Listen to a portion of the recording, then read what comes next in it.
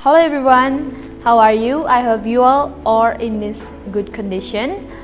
My name is Anggi Natalia Sugita. I am from 7th B class, and in this occasion I would like to tell you all about English for Hotel Accommodation assignment, which is talking about communication skill as the part of social skills. So, I will deliver you first about the list of contents that I'm going to tell you all.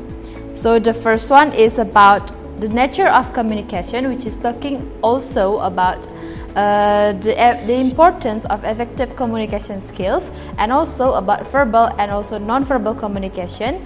I will also tell you about the interpersonal skills and also the use of communication skills in each part of hotel department, and lastly I will tell you the summary of all the topics I delivered you before. Okay, the first one is about the definition or the nature of communication skills. So there are several theories that mention about the definition of communication skills. The first theory is by Keith Davis, which is stated that communication is a process of passing information and understanding from one person to another person. The second theory about communication is delivered by the American Management Association. It is stated about communication is any behavior that results in an exchange of meaning. And the third one, communication is the process by which information is passed between individuals or organizations by means of previously agreed symbols. It is stated by Peter Little. And the last one, communication may be broadly defined as the process of meaningful interaction among human beings. Specifically, it is a process by which meanings are perceived and understanding are reached among human beings, which is stated by D.E. McFarland. Okay, and then the term communication is used in common talk usually to mean speaking or writing or sending a message to another person. In addition, clear and open communication will bring the success of everyone in every career level. And then, communication is central to everything that we do. We do things in organization, our family, school or college, office, hobby group, community group, our city or town. Our activities succeed or fail, and our goals are achieved or not achieved according to our ability in communicate with other people. So that is why communication skills are important for everyone to be mastered. Okay, according to Urmila Wright 2010, communication plays a fundamental role in the development of any healthy relationship. It means that it can strengthen a mutual sense of commitment. It also helps to bridge the gap between people who have misunderstanding by having a good communication. Indeed, communication plays a critical role in all phases of international relations, from creating a relationship to maintaining another relationship. On the other hand, communication is the motor that holds relationship. Without effective communication, people or information cannot be collected, processed, or exchange. Words and data would remain isolated facts. With the effective communication, everything which is spread in another level all over the world can be function like a single unit. The most important foundation skill of everyone that will own the new world is having a good ability in communicate. And then the next is about the importance of effective communication. There are several importance or good impact of having a good communication skills. The first one is effective communication will lead to be a better understanding of job requirements. If you are looking for a job, having a good communication skills is needed for you to be mastered, because it will help you to get another job, whether it is for job interview or you will communicate in your office if you are get that job. And then, a clear and open communication will mean success at every career level. It is also related to job requirements of your future later on. And then the third one is a good communication enhancing more productive and also satisfying relationship with you and also your colleague.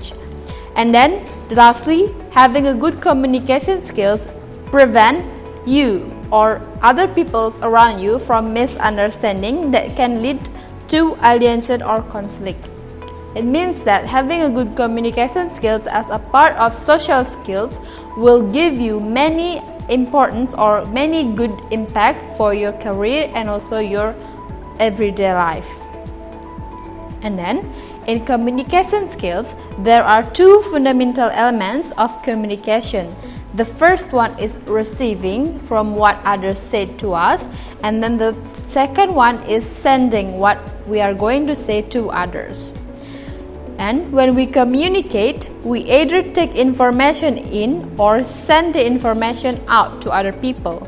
And most of the time, both of the two elements of communications happen simultaneously. Okay, the next is about the components of social skills and also communication skills. There are two kinds of communications. The first one is verbal communication, and then the second one is non-verbal communication. Let's talk about the first element, which is about verbal communication. The term verbal is colloquially used to mean oral, but in communication studies, verbals means by using words and also language. So verbal communication tend or related to the use of words and also language. It is orally spoken. And then verbal communication includes both written or even oral. Most of our communication is done by using language. We speak and write whenever we have to convey our information, our ideas, to discuss and also to motivate, to appreciate or to warn, reprimand, complain, and so on. So we may do any things orally or in the form of writing. So the effectiveness of verbal communication depends on a person's skill in the use of language. It is meant that a rich vocabulary, command a variety of sentence structures, clarity in thinking, and also focus of the audience are necessary for the effective communication verbally. So when someone is mastering those kind of language features, the communication which is delivered in a verbal way will be delivered easily to other people where they speak to. And then as it is related to the language features, verbal communication has several elements. The first one is about writing, and then also reading, listening, and also speaking. So those four elements are the part of verbal communication that is used by people in communicate to others to convey what meaning they are going to say to others. And then there are two verbal assessing tools that usually develop in verbal communications. They are acknowledging and also asking questions. The first one is acknowledging. Acknowledging means that reflecting back to the speaker the content, the feeling, and the meaning of what is being communicated by the speaker. And then active listening and careful observing pays off, since we are reflecting back the speaker saying. Simply restate in your own words what you have observed, and what the speaker is saying is also the part of this acknowledging. And then the second one is asking question. When we talk about verbal communication, it is also common that we are going to asking question to the hearer of our speak. And then asking questions in verbal communications is concerning to the elements of 5W plus 1H, or who, about what, about when, where, why, and also how about the topic that we are going to say verbally. And then there is also the terms getting results, where this getting results is also part of verbal communications, and this getting results is also divided into three parts. It is about handling requests, making requests, and also reinforcing behavior. In handling requests, we are checking out the request and then we respond. the request with a reason of our own decision, whether we are yes or no about the request. And then the second one is making requests. This is also will be related to our next subject. It is about accommodation in a hotel. And then in making requests, there are two types of requests. It is polite request, and the second one is direct request or order. So the two kinds of request is different. Where the first one is polite request, we ask other people to do something politely because we need them to do that. Meanwhile, the second one is about order or direct request. We can do that with other people because they need to do that. They obligate to do that. And then the third one is reinforcing behavior. Reinforcing behavior is categorized into two. The first is reinforce or reward, which is belong to positive behavior, and the second one is discipline or discourage, which is belong to negative behavior. Okay, that is all about verbal communication. And then the next one is about non-verbal communications. This non-verbal communication is quite different with the communication we delivered orally or even written in the form of language features. This non-verbal communication is the method of communications include all the things other than words and language that can still convey our thought, ideas, or meaning that we are going to say to other people or deliver to another people. And for example, this nonverbal communication can be delivered through graphics or pictures, maps, charts, graphs, diagrams, written document, and also body language, voice qualities in speech, and so on. Those elements belongs to nonverbal communication. And the next is about the form of nonverbal communication. As what I said before, nonverbal communication means the way how people convey the meaning, use another than language or oral terms. And nonverbal communication can be delivered through, the first one is giving the color. Color is an important and powerful means of communication. It is matter of life and death, and also it is also used in traffic signal, and also they are conveyed by using colors, which mean they deliver the meaning or the idea by using the colors without giving any oral communication. And the second one is through pictures. Pictures, from simple drawings to colored photographs, are used in brochures, posters, and also advertisement. Each of pictures give the viewers or the hearer its own meaning without delivering it in the form of verbal. And this one is also common sense. It is about body language, where our body or our expression is mentioned here. It means that the change that occur in the body positions and movements that show what the person is feeling or thinking.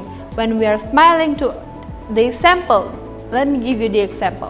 When we are smile to other, it means that we whether we are happy to see them, whether we are want to know them more, or we are entertained by them. That is the example of how facial expression, in this case is body language, can convey the meaning as nonverbal communication without we say something to another people that we are smile at. Or let me give you another example. It is about when we waving our hand to other people.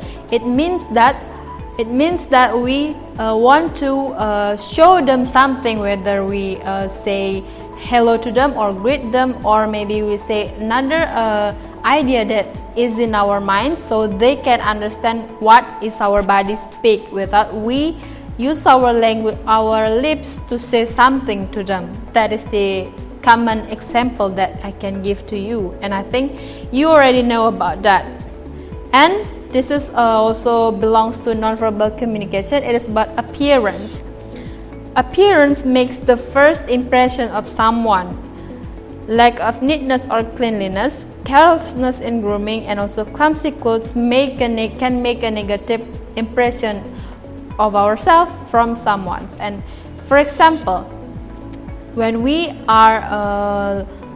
our facial expression is about not smiling, it can be inferred another various kind of meaning from our partners, where for example, it means that they will think that we are not happy, where we are sad, or we have something that it is about problem in our head, and so on. So it is about facial expression as the part of body language, as the elements also of nonverbal communications.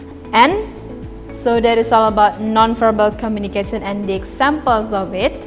The next is about interpersonal skills. So both verbal and also nonverbal communications belong to interpersonal skills. So in conclusion, interpersonal communication is the process of face-to-face exchange of thoughts, ideas, feelings, emotions, or meaning between two or more people. This interpersonal is both verbal and also non-verbal communication. We use interpersonal communication or skills in order to communicate with other people that we are going to see in our real life.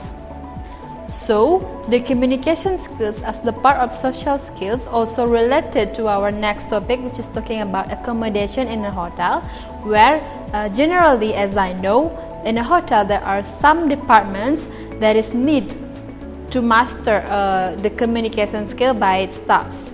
So, room division, front office, housekeeping, reservation, food and beverage service, accounting, human resources, and also sales and marketing. So those departments are need or required a good staff which is a master good communication skills, whether it is verbal or non-verbal communication skills.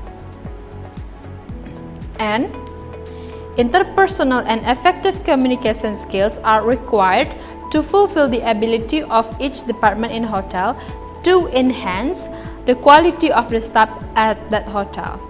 So, eventually, by knowing both verbal and non-verbal communication as the element of effective communication and also the part of social skills is important to be mastered by everyone actually. Okay everyone, I think that is all the material about communication skills as the part of social skills. I hope what I said is useful for all of us who watch this video, and I think that is all what I can say. Thank you for the time and see you later. Stay safe.